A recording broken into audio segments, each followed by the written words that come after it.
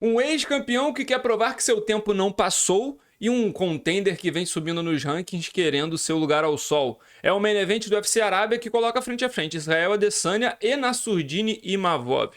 Vamos conversar hoje sobre essa luta no peso médio, 5 rounds até 84 quilos, e vamos a fundo nos números, estatísticas, análises, e convido você já a deixar o like aqui, se inscrever no canal, fazendo seu palpite para essa luta, se você achou que a minha análise agregou alguma coisa para você, né, a caminho do próximo sábado, né, o seu bom sábado de UFC, comenta aqui também. Vamos para a resenha, vamos para a análise, porque essa luta é muito boa. No corner vermelho, nós temos Israel Adesanya, The Last Stylebender, ele que tem 24 vitórias e 4 derrotas, ex-campeão da categoria, segundo colocado no ranking hoje do peso médio do UFC. 35 anos, 1,93 m de altura, 2,3 m de envergadura. Beleza? Ele que vem de 2 derrotas, a gente sabe muito bem. A primeira dessas 2 derrotas foi para o Sean Strickland, né? Vamos falar do Strickland já já. E a mais recente, quando ele tentou o cinturão novamente e perdeu por Dricus du Plessis, acabou sendo finalizado. Dentro do UFC ele tem 4 derrotas, porém todas as 4 derrotas foram em nível de campeonato, né? Ou perdendo o cinturão ou disputando o cinturão. Lembrando que ele lutou com o Blachowicz, tentando o título dos 93 quilos lá no Apex também e foi derrotado. No corner azul, a gente tem Nassourdine The Sniper Imavov. Ele que é daguestanês de família turca, porém radicado, né? Criado na França, em Paris. Então tem esse detalhe. Tem esse detalhe de que, apesar de ser daguestanês, ele é o da galera do barba com bigode, podemos dizer assim, né? Ele tem o sangue, mas não cresceu nas montanhas, e a gente vê isso também no approach dele para a luta, é um pouco diferente do que a gente vê para os outros daguestaneses. Vamos continuar aqui? 15 vitórias, 4 derrotas, 23 vitórias seguidas, um no contest anteriormente. A derrota dele foi para o Sean Strickland. E essa derrota aqui na sequência foi no comecinho de 23, uma luta onde o Sean Strickland pegou em cima da hora, acabou vencendo o Imavov, né? O Imavov não lutou bem, não lutou legal, o Strickland venceu e foi uma vitória importantíssima para o Strickland, porque na sequência ele ganhou de mais uma, né? E aí depois já estava pronto para disputar o cinturão. Eu acho que a luta na sequência ele pegou o Abus Magomedov, venceu o Abus Magomedov e estava pronto para disputar o cinturão com o Israel Adesanya quando o Du Plessis estava machucado, e aí meio que casaram a luta com o Strickland, que não era bem a luta da vez. Era para ser o Imavov no lugar do Sean Strickland, se o Imavov não perde, né? Mas isso aí é delírios e matemática do MMA, você pode acreditar ou não. Verdade é que o Imavov tem 28 anos, 1,91 m de altura e 1,91 m de envergadura, representa a MMA Factory, academia do Cyril Gane e ex-academia lá do Francis Ngannou. Cara, nessa parte aqui de números, a gente pode perceber a diferença de idade, 28 contra 35, e também diferença de experiência, né?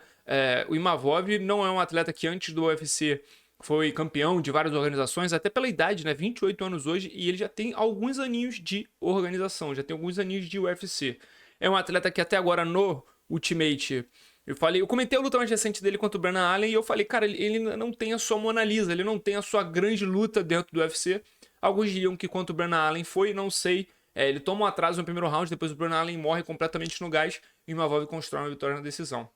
E do outro lado, a gente tem o Israel Adesanya que, como eu falei no começo do vídeo, quer provar que, meu irmão, meu tempo não passou. Tô com 35, mas ainda tem muita lenha pra queimar. Ainda consigo ser campeão dessa categoria. Principalmente todo mundo observando que o campeão é o Du Plessis. Todo mundo acha que pode vencer o Du Plessis. Ninguém conseguiu ainda, né? Chegou lá, todo mundo perdeu. Mas todo mundo acha que pode ser campeão. A gente vai ter, óbvio, a disputa do título na semana que vem. Então, tá todo mundo querendo o título. O Adesanya sabe que tem oportunidade. Mas é uma luta que, se ele perder, são 3 derrotas em sequência. E como eu falei, seria a primeira derrota numa luta que não vale cinturão, não vale título, o que é uma estatística bem complicada de você quebrar, um tabu bem complicado de você quebrar, negativo, né? Então vamos às estatísticas dos atletas, vamos aos números para poder pintar o quadro desse confronto. Olha, são 2 trocadores, tá? Na essência deles são trocadores. O Adesanya é um pouco mais versátil, é um atleta que a gente sabe de todo o seu gabarito no kickboxing, então utiliza muito bem os low kicks, principalmente chute na linha de cintura, e o box dele é muito mais de resposta, né? Ele acessa muito mais a cabeça do oponente com chutes em 2 tempos, chutes altos, ponteiras e ganchos, né, abertos, saindo geralmente. É um grande contragolpeador o nosso Israel Adesanya. Estatisticamente falando, ele passa mais de 80% do tempo de suas lutas em pé, e o pouco tempo que ele passa não em pé é tentando se defender das entradas de queda. Porém, tem uma defesa de queda espetacular, né, acima dos 75%. Então, Israel Adesanya, trocador, base, a gente sabe como é que ele luta. Agora falando um pouquinho mais do Imavov, que talvez o pessoal não conheça tão bem, não tenha assistido lutar tanto. Cara, ele em pé, ele traz um estilo muito mais boxer, com um approach mais ou menos karateca, porém ele é de pressão. Ele é o headhunter, ele gosta de fazer boxe na cabeça, ele gosta de lutar na curta, e isso talvez seja a grande arma para ele. Ele tem que encurtar contra o Israel Adesanya, ele tem que entrar na curta, combinar, tirar o ritmo do Adesanya, não deixar o Adesanya respirar. Um pouquinho do que fez o Strickland, né? Só que a defesa do Strickland de golpes é muito melhor do que a do Imavov. O Imavov apanha muito mais do que o Strickland. Então é complicado ele imprimir essa pressão recebendo golpes, né? Porque na hora que você coloca pressão, você está em teoria dando o jogo que o Adesanya quer que você faça, para ele poder absorver e contra-golpear. Agora, se você não tiver uma boa resposta defensiva, você fica muito suscetível a receber contra-golpes. Na distância, na dinâmica em pé, eu imagino o Imavov o tempo todo caminhando para frente e o Adesanya fazendo aquele jogo lateralizado dele muito bom. E nesse jogo, eu não sei se o Imavov conseguiria necessariamente dominar o Adesanya. Acho que o Imavov pode ganhar um round, 2, mas ao longo prazo, eu entendo que o Adesanya é melhor preparado para uma luta de 5 rounds. O Adesanya tem mais desenvoltura em pé. E acho também que o Imavov pelo menos não demonstrou até agora no UFC uma contundência perigosa. Não tem o volume que o Strickland tem, não tem a defesa que o Strickland tem. Também não tem a contundência que o Strickland não tem também. Mas o Strickland conectou de maneira brilhante no final do primeiro round na luta dele contra o Israel Adesanya. E aquilo ali construiu a vitória do Strickland, praticamente. Mas o que eu quero dizer é, o Imavov não é limpo no seu boxe, na sua trocação, da mesma forma que o Strickland é. Então eu imagino que ele vai ser conectado mais, abrindo oportunidade para o Israel Adesanya. Então você está me falando que o Imavov, daguestanês, francês, turco, não consegue lutar em pé com o Israel Adesanya. A vantagem é dele. Então ele vai encurtar. Mas aí, se ele encurtar, o que acontece?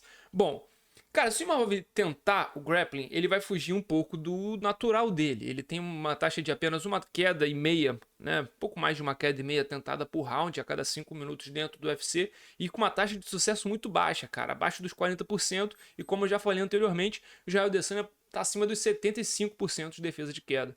Então assim, o Imavov, ele pode querer usar clinch, ele pode querer usar queda, mas não é o arroz com feijão, não é o prato da casa, por assim dizer. Fico curioso para ver se ele vai conseguir fazer essa pressão de tentar queda e botar para baixo caso a trocação não encaixe, até porque a gente já viu a Adesanya enfrentando atletas que foram completamente comitados, né? Foram completamente para fazer esse jogo de pressão e queda e não conseguindo, caso do Vettori. Tenho minhas dúvidas se o Vettori é um pouco mais grosseiro, né? Acho que o Imavov talvez seja um pouco mais polido tecnicamente, mas o Vettori fez 2 lutas onde estava o tempo todo andando para frente, pressionando, tentando queda. A primeira, muitos falaram até inclusive que lutou um pouco melhor. Na segunda, ele saiu achando que venceu. Eu acho que não, acho que ele perdeu também, mas fez aquele jogo. E o Adesanya, toda hora que era quedado, levantou. A única luta que a gente viu o Adesanya ser quedado e ficar foi contra o Blachowicz, onde o Blachowicz tinha uma clara vantagem física, né? Era muito difícil realmente. O Adesanya não tinha físico, não se preparou, né? Não conseguiu botar a carcaça para lutar de 93. Então, assim, os números, cara, me cantam que a vantagem é do Israel Adesanya. Lutador por lutador. Mas o momento é completamente do Imavov. Abaixo da casa dos 30, o Israel Adesanya já nos 35. Eu já me perguntei algumas vezes qual é o tesão do Adesanya em lutar ainda. Já me perguntei se o Adesanya já não desencanou, se o fio já não virou. E ainda me pergunto, acho que essa luta vai dar uma boa prova pra gente. Porque perder pro Dricus du Plessis, da mesma forma que perdeu, tipo, tava indo bem na luta, aí recebe uns golpes, aí quando vê, parece que a cabeça vai embora e é finalizado. Eu acho que não é uma derrota tão ruim, né? O Dricus du Plessis, eu acredito que vai vencer o Strickland na revanche, e acredito que uma derrota pra ele vai envelhecer bem, né? Pro Adesanya. Agora, é muito difícil você botar a mão no fogo pelo Israel Adesanya nessa altura da carreira, porque quando ele perdeu o cinturão, né? Quando ele perdeu pro Strickland, eu achei que ele fosse vir e maçarocar o du Plessis. Lutou bem, falei, né? Mas ainda assim me pareceu com aquele freio de mão levemente puxado. Ele tá me parecendo um atleta que, fora aquela versão na revanche contra o Poatan, onde ele pegou o Poatan no contragolpe, a gente não vê mais o Adesanya apertar o gatilho como ele já apertou outras vezes no UFC, contra o Kelvin Gastelum, contra o próprio Robert Whittaker.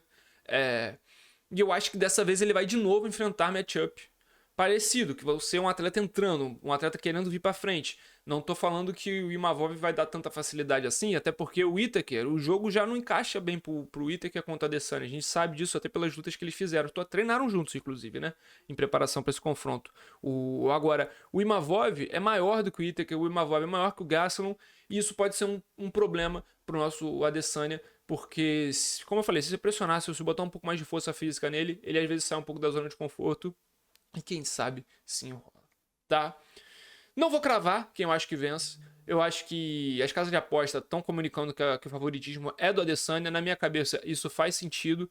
Mas quero saber o que vocês acham. Comenta aqui embaixo. Deixa o seu palpite para essa luta. Espero que o vídeo de hoje tenha sido interessante, tenha agregado em alguma coisa para você dentro da análise, dentro do preview. E um bom sábado de lutas, né? Boa tarde, que começa às 11 horas da manhã o card. Então uma boa tarde de lutas para você aqui no Brasil. Todo mundo ligado no UFC Fight Pass. E vambora.